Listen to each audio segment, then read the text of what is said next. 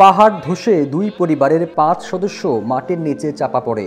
এরপর সেনাবাহিনীর দীর্ঘ প্রচেষ্টায় ৩ জনের লাশ উদ্ধার করা হয়। বাকি ২ জনকে আহত অবস্থায় উদ্ধার করা হয় বলে জানিয়েছে ফায়ার সার্ভিস।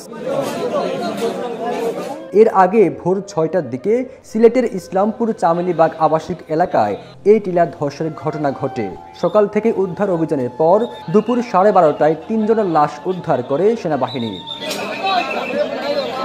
নিহতরা হলেন আগা করিমউদ্দিন, তার স্ত্রী রুজি বেগম ও তাদের ৬ মাস বয়সী সন্তান তানিম।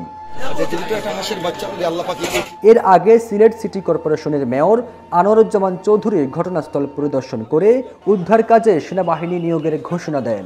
এর কিছুক্ষণ পরেই উদ্ধার কাজে সেনাবাহিনীর সদস্যরা এগিয়ে আসে।